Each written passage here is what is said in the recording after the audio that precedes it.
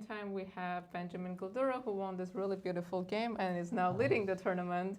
So congratulations on your victory. We really enjoyed looking at this game. Thank you so much. So can you please take us to this game?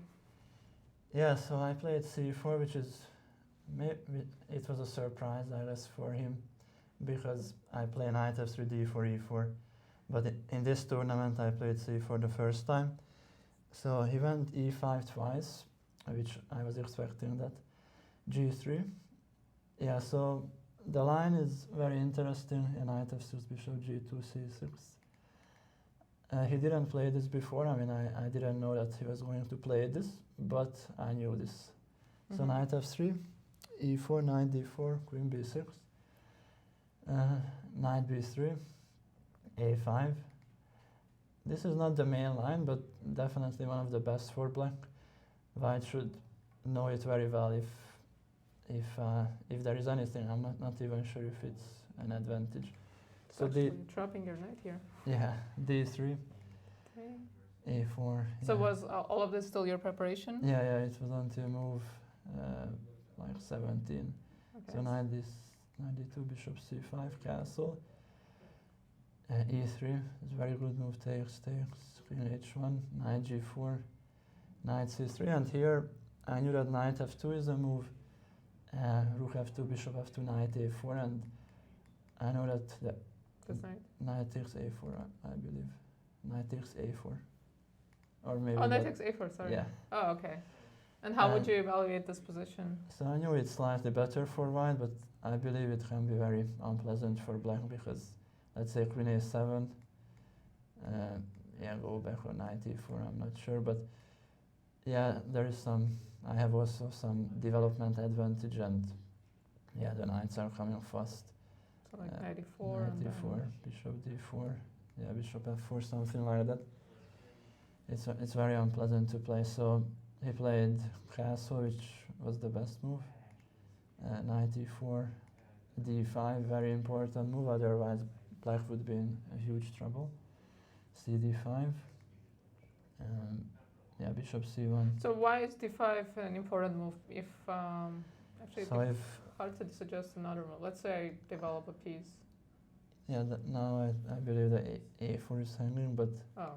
I think the point is that if you go bishop takes c1 immediately, queen c1, knight e3, then there is c5, and it wins the knight. So that's why d5 is And important. otherwise queen g5. Queen and g5 is yeah. So knight d4, d5. cd, bishop c1, queen c1, knight e3, and I knew that there was a game, Swidler, oh yeah, maybe a couple of games. So Corona, this was 2019 Singapore Cup. Yeah, I remember the Swidler game, which was rook f3, takes, knight d5, queen d2. I wasn't sure about bishop g4. I didn't recall that. What to do after bishop g4. But yeah, I can take and rook f4. I wasn't completely sure about this because d takes c4, rook g4, ed, and I wasn't sure if I have an advantage here. So where do you think your advantage is? Is it more against this b pawn or playing against this king somehow? So both. Both, playing on both sides. So you want to take on something like knight c6? Yeah, but I wasn't completely sure if this is You much. also have a pass pawn. Yeah. Yeah, you have quite a few. So after bishop g4, I can also play other moves, like rook f1 or rook f2 even, because rook f2, f5, rook f... This rook. Yeah, I was actually thinking d4, that's a possibility, I believe. d4 here? Yeah. And then point being if takes. You take everything and then g4 is hanging. Queen f4 check. But I wasn't completely sure if it's an advantage. With the idea of... Rook f1, I have some initiative, yeah. Yeah, this looks quite dangerous because looking at this position, even what happened in the game, it didn't seem like somehow it could be so dangerous for black. So, right. So when were you out of preparation? So you said you know So all of actually, this, right? Rook f3. Queen d8 was the first move. I remember that there was a game with knight d7, I believe, instead of queen d8, and knight d5, c d5, knight c3, This is very similar to what you had in the game. knight f6, rook f1, bishop e6, and I can sack that on f6, and yeah, this is what I remembered. Yeah. And you would be satisfied with this position, right? Takes and again. I mean, I knew that it's a slight advantage for white, and usually these exchange sacrifices are very unpleasant. So yeah, I would definitely have gone for this. So he played queen d8. I believe he still knew this because he played it very fast. Rook f1 seems natural, and maybe he was out of book at this point, I wasn't sure. He played knight d7, which was logical, takes, knight c3, and I was expecting knight f6. Were you going to take again? Yeah, I can take knight d5, rook a6, or f5, yeah. I wasn't completely sure about this. Like queen f4, for example. Then f5, yeah. I was planning to go e4 instead of queen f4. And something like this, I don't have like an immediate attack, but I have good compensation. Because of the weak king and your... Yeah, I think I can slowly... In the future, you have a pass pawn as well. Exactly, yeah. So a lot of your ideas were associated with the sacrifice on f6, but instead, it's funny, you did sacrifice on f6, but in the best possible scenario. So he went d4 and then knight d5. Rook f4. And knight c6. So yeah. What was your reaction when you saw this move? I mean, I was thinking about this before he played d4.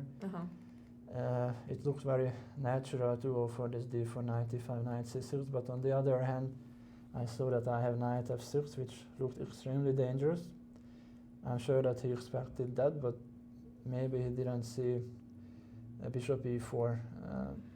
Yeah, that's what we thought he missed, because rook e8, queen h6, f5, and this is just such a beautiful move. So what was his reaction when you played this move? I think he already saw, you already saw this before.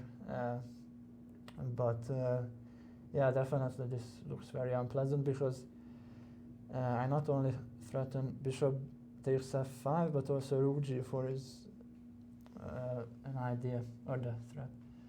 So that's why he had to take, there was no other move. D takes, rook a5. Yeah, I was expecting this. Rook f3. I don't know what that is. Rook f. Oh, the computer line. I think the idea is to take on f5 and not allow check. So it's just some kind of a passing move. Okay. But I think what you played is more logical, because you're just threatening mate. Yeah, exactly. And I mean, I know that the engine says like +6, but it didn't look so obvious to me.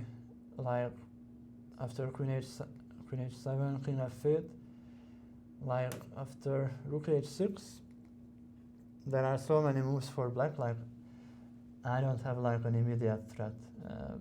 Maybe rook g6 is. I mean, I was planning to play rook g6, but I was like, black has so many moves like king e8. I was expecting that, but then queen g7. And then queen g6, I'm winning the queen. So check and pin. So for example, can show this. Wins a queen. So what was the move that worried you the most? So I actually realized that black is just completely lost. Okay. Yeah, because we saw you on the screen and it looked like you were calculating really hard, and he looked kind of despondent, because I think he was also realizing that he's losing. So you must have at this point probably already thought you're winning. Like I don't have like an immediate threat with queen h8. You can always go king e7, and maybe that is still losing, but like it's not an immediate win. But yeah, it's very hard to defend rook g6. And he played rook e5 after queen g5. Yeah, it's just completely lost, because I have queen d6, which is very important. Yeah, so you stop the king from running, and now it's game over and you win this game. Yeah. And so now this puts you in the first place. So your closest rivals are Christopher and Sam Savian, so this game very likely to end in a draw, so it would be a three-way tie. And Benjamin Bach, who is half a point ahead, so what do you think about this position?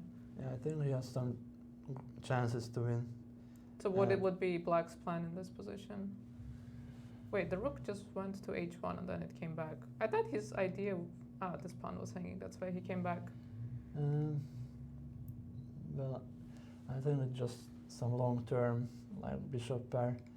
I don't know if some queen d6, I don't know, bishop b7, and then c5, try to go for c5 but maybe that's like rook d8, c5, I don't know. But it definitely looks very good for Black.